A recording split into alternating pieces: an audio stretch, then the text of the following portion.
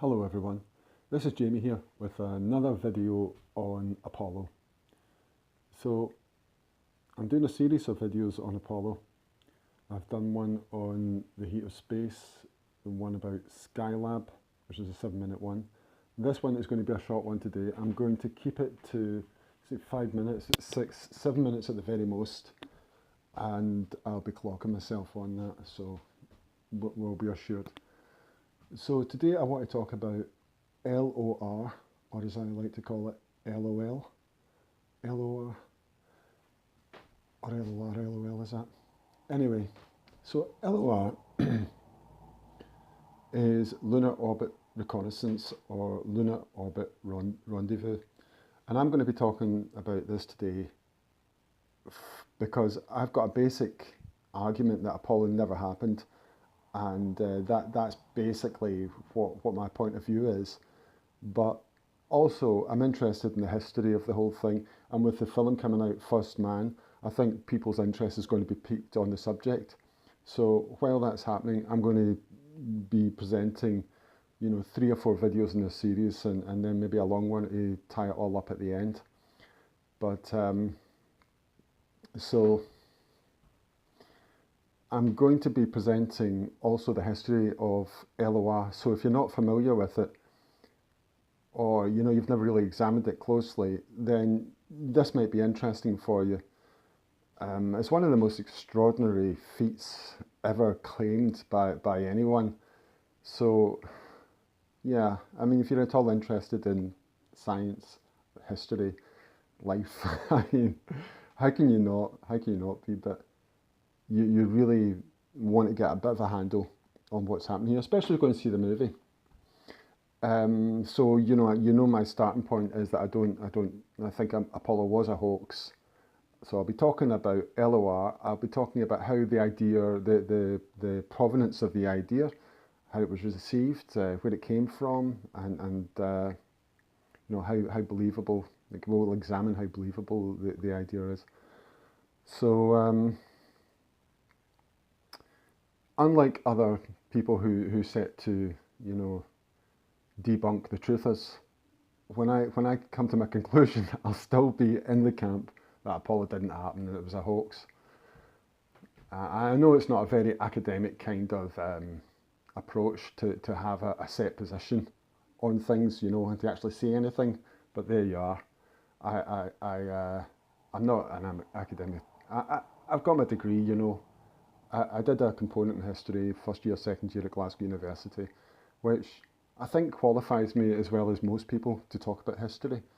But I've also got a background in science, and I'm a kind of practical person, a tradesman for a lot of years. And I find it's generally tradesmen who have a problem with things like particularly LOR. Okay, so let's dive right into it. What is LOR? So we've already said Lunar Orbit Reconnaissance, or Lunar Orbit Rendezvous, or Orbital Rendezvous. Like most acronyms, you hear different versions of it. Who do you believe? Who's got the truth of the matter? Well, there isn't, of course, any real truth at the end of it. They're all equally adequate to describe what's happening. It's just a label. So how it all came about was people have wanted to go to the moon, fly rockets to the moon, to land men on the moon, long before the 1960s. Werner von Braun grew up dreaming about rockets and dreaming about moon visits, reading about them in popular magazines, boys' comics, Dan Dare. What would it take? How much? How many? It was a constant obsession on the back burner throughout his teenage years. So one of the things that he read was an idea that was current at the time from a Russian scientist who thought that the best approach to landing a man on the moon was LOR. So the basic problem was, if you built a rocket that was big enough, say, to launch from Earth, orbit, blast off into translunar orbit, get into the lunar orbit, slow down, descend, man comes out, visits the moon, goes back in the rocket, blasts off again into lunar orbit, blasts off out of lunar orbit into trans-Earth orbit, and then into terrestrial orbit, or low Earth orbit, and then land softly again on the Earth. To do all that, the rocket would have to be extremely large. In fact, it turns out that there is a limit to how large a rocket can be. So you can imagine when you've got your rocket sat there on the launch pad and it's bigger than the Eiffel Tower, the weight of the fuel inside the rocket is so great that the rocket itself, the tank, has to have sides that are so much thicker than an ordinary rocket that the weight of that is requiring greater fuel, which requires a bigger rocket, and the whole thing snowballs away from you. There's other problems as well. You know, you can only get so large a rocket before you have problems that are just colossal problems. Like, if the thing exploded, how much of the city would that rocket take out if it was near a city? You know, it would be quite high on the Richter scale as well. It'd be something like a 5, which is a considerable quake. And that might, you know, start other problems apart from the quake itself. Having a size 5 is a problem enough. The money was a problem. You can only get so much cash, even if you are the USA, the greatest nation on earth, you know, inverted commas. Personally speaking, just as a side note, I think it's kind of insulting every time you hear the phrase the greatest nation on earth. It's not something that people like to hear about another nation. Anyway, so there's a limiting factor to how big a rocket can be, and they recognise this. So there was, Werner Brown had his solution, which was a sort of low Earth orbit rendezvous, or Earth orbit rendezvous, or Earth orbit reconnaissance. So it was quite a practical idea, to my mind. Basically, things had been put into orbit before, so just keep on putting rockets into orbit and keep them up there. And as they go up, they take with them a module, which you can use for probably fuel, you know, and eventually you get enough fuel up there so that you can clamp it all together, put it all into one tank, and then blast off from there another vehicle, maybe into lunar orbit, maybe keep that there, maybe make your Earth orbit fuel tank, you top it up again, you know. And this way you've got a long time. It's going to take a long time to do, but, well, depending on how much money you spend on it, of course, you can do all this quite quickly if you've got unlimited cash, but there's always a limit to cash. But for buy that, it is kind of practical. The good things about it are that you can have like bits of it going wrong, and you've got redundancy in the system. So you could have, to start with, before you put your fuel together in low Earth orbit, you could keep it all separate until it came to a time where it all had to go together and then be used. And then if something happened to one of those parts, it wouldn't be a disaster. You could just replace it. And anyway, there's a lot of attractive ideas. The criticism that NASA came out with was a strange one in the circumstances. They said, too many moving parts, can't do it. And of course, I say NASA, Werner Braun was NASA, so he kind of proposed it to the US government, and they came back with, I suppose it would have been not Richard Nixon, John F. Kennedy, his team, they came back and said, too many parts, too many moving parts. So remember, this is before 1962. It was in 1962 that they decided on LOR, Lunar Orbital Reconnaissance. And the event where they actually decided it is kind of an unexplained bit of history. There's a big question mark over this event. That Werner von Braun and his crew met for a press briefing with, you know, everybody who was behind this LOR idea.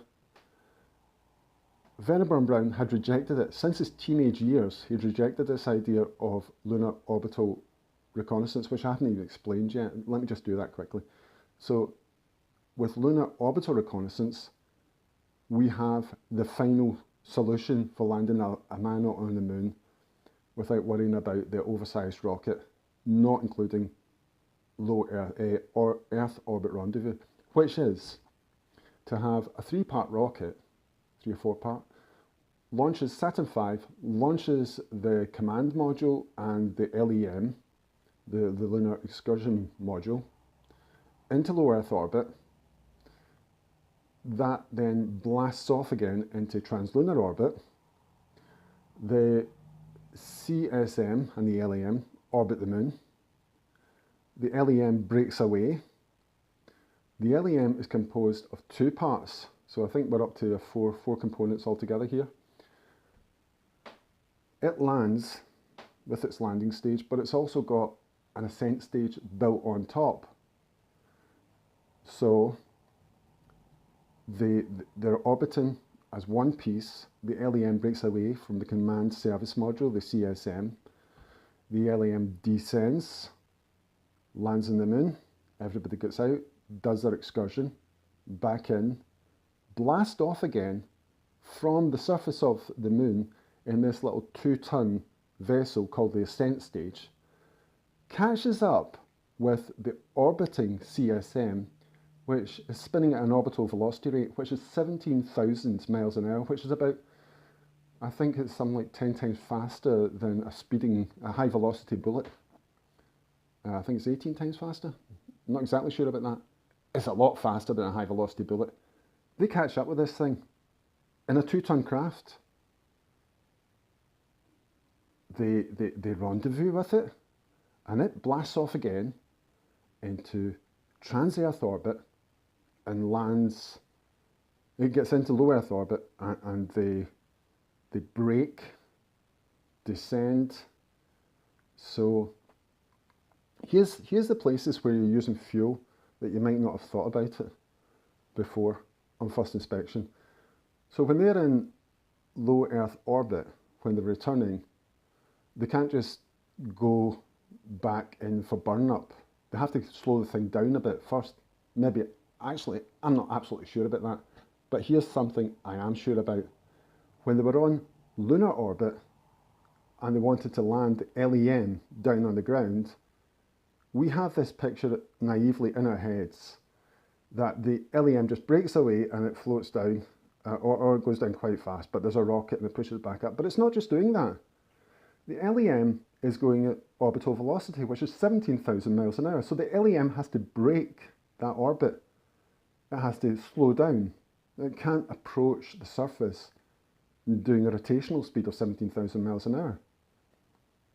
So what does it take to take 2 ton from 17,000 miles an hour to 0 miles an hour? Orbital velocity. Well, a fair bit, I would imagine. Okay, so it's holding all that fuel. So by the time it's landed, it's spent all that fuel. It doesn't need any more. It's home. Okay, so the whole craft is about 20 tons. We've got a couple of tons. So you have to slow down 18 tons from 17,000 miles an hour to 0 miles an hour. So have you got enough to do that in an LEM? And remember, when we saw the pictures of Neil landing that craft, he was flying along the surface as if he'd already actually reached an equilibrium. He'd already effectively used the brakes, and now he was just kind of hovering over the surface. I mean, I know he is falling as well, but it doesn't look like it's a big component of the movement when you watch the film that we were supplied of the landing, the original, actual, reported film landing footage of Apollo 11. And all the others, all exactly the same characteristics, each flight. That is one of the things that runs through. Remember, there are only 6 landings, but they all use vehicles that have not been modified. They're all exactly like Apollo 11. Any modifications are you know, they're very well known, they're very basic, they're very simple. So the LEMs, CSMs, they were all the same thing. Anyway, so the fuel is one aspect of this that I find hard to take in. Could they have enough fuel to do that braking of that lunar orbit? The other thing is the actual logistics of catching up with that speeding orbiter without any computing power and actually hitting the moon, actually entering lunar orbit at the right time. So people say, well, remember the Earth is rotating. Remember the moon is the moon's on the move as well. It's orbiting. It takes 3 days to get there. So by the time you hit the lunar, the orbit of the moon, that ring, that donut round Earth, you have to have the moon there, which is pretty cool if you can manage to do that. But not only that, you have to have it kind of spot on, because if it's a little bit too far away from where your fuel was going to land you, you can't really catch up with it. You know, if it's a little bit behind where you've landed, you can't really turn around and go back. Okay, and this is an important aspect of how the narrative doesn't add up. So as the missions progressed, the time it took the CSM and the LEM to slow down to land the LEM went from 2 orbits to 1 orbit. They said because they got better at it. Congratulations on improving by practice. I'm a great believer in that. But it's interesting, isn't it, how they could make such an impressive saving. So here we have a figure now. 1 orbit is 2 hours round the Earth. It's less than that round the moon. So how did they manage to slow the craft down at that rate? So they're going from 17,000 miles an hour to 0 in 2 hours. That's a very impressive rate of deceleration for 18 tons. I wonder how that compares to, say, a ship at sea putting on the brakes. I know the big supertankers take a couple of hours to, you know, before they make decisions to stop somewhere because of fuel efficiency and things like that. So I would suggest that even if it was feasible for the Saturn V tank to deliver that performance, it probably wasn't the most efficient way to do it, having to do it in that time scale. Again, I sound a little bit niggly here, and I don't sound absolutely certain. I'm just not 100% on the maths on that. But what I am 100% is that when you say you've got too many moving parts for Earth orbit rendezvous, you've got a heck of a lot of parts for lunar orbital reconnaissance. I don't find that NASA's objections to Earth orbit rendezvous to be convincing now that we've seen how lunar orbital reconnaissance works. So there we have it. Lunar orbital reconnaissance in a nutshell. Now, the logistics of catching up with the CSM by the ascent stage is more than just an impressive feat.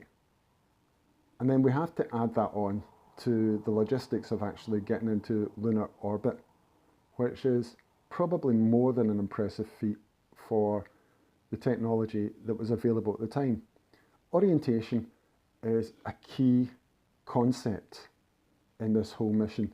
You have to know exactly where you are. You have to know exactly where your target is at all times. So when they're making their lunar course corrections, they have to know exactly where they are, exactly where the moon is, exactly how long it's going to take them to get there, and they have to work in the X, Y, and Z vectors. It's incredibly difficult because when you're out in space, there is no up and down. So, you talk about a Cartesian diagram, you have the negatives and the positives. There is no Greenwich Mean Line when they are out there. That means that all the ancient training we've had from being Vikings about how to find where we are when we're at sea, that we've used all the time up to the Apollo mission, all of that science is out the window. All of that reckoning is out the window. We no longer have things like degrees from the horizon because there is no horizon. You're out in space. This is a concept that is very difficult to grasp how they could possibly have done that. Neil Armstrong was supposed to have used the stars to get some kind of reckoning as to where he was. But there was a kind of idea that he didn't really need to because it was all done by radio and it was trigonometry and it was done by satellites. But there were no satellites on the moon. There was nothing they could use. So even if there were, that would be in orbit. So it would only be used to them for, a short time out of every orbital period. And they needed it for when they needed it, not just for when it was convenient for an orbiting satellite. It's really, when you drill down and you think about it, you're just adding up one prodigy after another, where you get to a point where your head's numbed by it. You're trying to find a link that you can say, that's absolutely out the park, impossible. But then somebody will always say to you, well, isn't there a philosophical doubt, now, however small it may be, that they actually pulled that particular detail off? And were you just saying to me, but look, they've got this one, and then that one, and then another one, and you're piling it all up, you're appealing to incredulity. Now, this is a very strange phrase, but it's one that's been used many times. Oh, wow, I've gone so far over my 7 minutes, it's not true. Okay, so I'm going to have to, I can't continue this now. 22 minutes, I should have looked at the top. Okay, well, I'll maybe record it and then just leave it for something else. So let me just talk about this appeal to incredulity, because this is exactly the argument that NASA came up with, and still do when people are apologising for them, the apologists. And you hear this phrase and it kind of stops you in your track the first time you hear it. You think, what does that mean? Is it? And you question, that sounds very authoritative. Is it one of the fallacies? Is it one of the and to this day, I still don't know, because the truth is, you would need to know all the fallacies of classical literature to know whether that is one of them or not. And I certainly don't, and I'm not interested in doing that either. But, but it could be done, and then you would know. I mean, I suspect it isn't. Well, what does it mean, appealing to incredulity? Well, it's just to, it's a way to shut down the argument, partly because it sounds authoritative, and you've not got a leg to stand on if you haven't heard it before. But really, when you drill down on that phrase, it just means people saying to you that that's not believable. You can't be believing things like that, otherwise you're a fool. It's like a philosophical doubt. What is a philosophical doubt? Well, a philosophical doubt can also be replaced with an unreasonable doubt. Like the sun might rise tomorrow, might not, but it might. It probably will. Is it reasonable to doubt that the sun will rise tomorrow? No, it's not really reasonable. It's silly. There is a philosophical doubt about whether the sun will rise. Somebody might complain that I'm putting down their argument about the sun maybe not rising, and they might say that I'm appealing to credulity. Well, I'm appealing to incredulity. I don't know if there's really any difference with that. The thing is, it's not sensible. Okay? It's obviously not sensible, and yet you feel that you can't go with it because this authoritative person said it, and it's just numbing your brain to think about it, so why not just go along with it? And that's kind of what happens. So there we are. So I've gone along with I've digressed down that road about the philosophical doubt because they put it out there, and I have to say something about it. But can I just go back to the history for a moment about von Braun receiving the low Earth orbit idea in the press conference? So before this point, like the night before, like the minute before he gave the nod to this, he was opposed to it. From being a teenager all the time to his career in rocket science, he was opposed to it. Suddenly, he gives it the nod. His crew are amazed. Why did you do that? Somebody must have asked. Or maybe they just got the message, don't ask. And, you know, nobody ever really did. So the question's still out there, the big question mark over history. Why did von Braun agree to low Earth orbit? We're given the answer in documentaries by NASA. Belatedly, he realised it was the only course of action. I'm sorry, that is not an explanation. That is no kind of scientific explanation. That does not add up. So we're still left with a question mark. I can hazard an answer to it. So, you know who Werner von Braun was? He was a Nazi in charge of the V2, the V and V2 rocket development, which killed 2,000 people in London with their doodlebug, or the smart bomb, or their, you know, their silent bomb. This rocket went, for the first time, faster than sound, so nobody had it coming.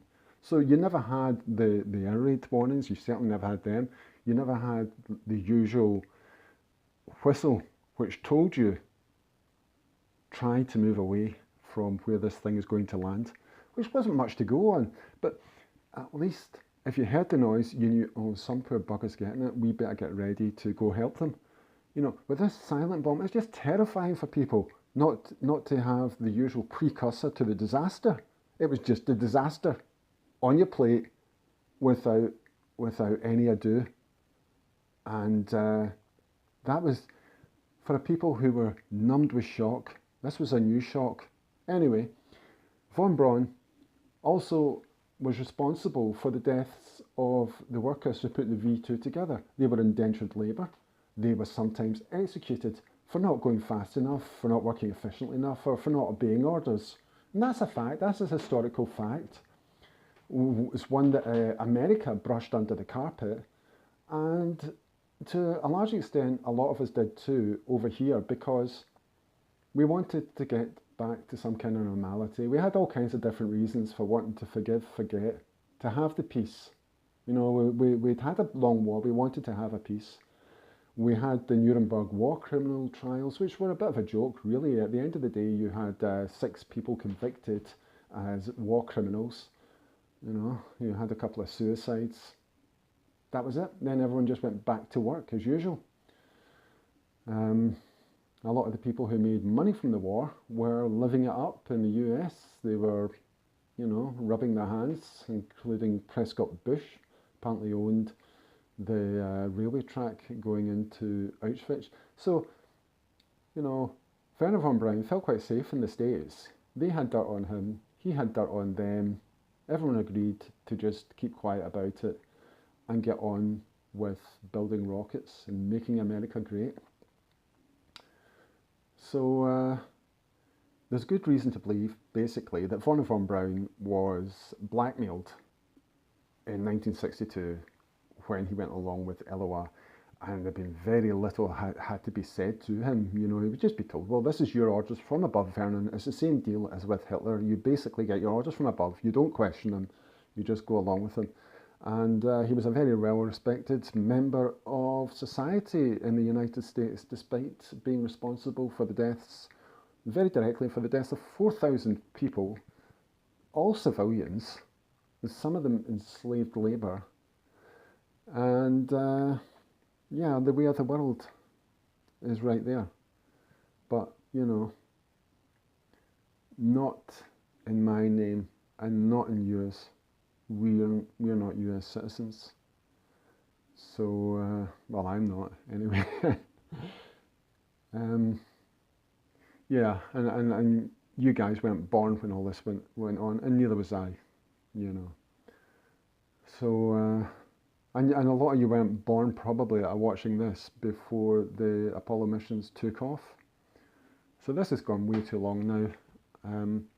I've given you an idea of what LOR is. I've given you an idea about the history of how it was received, and that's all I wanted to do today.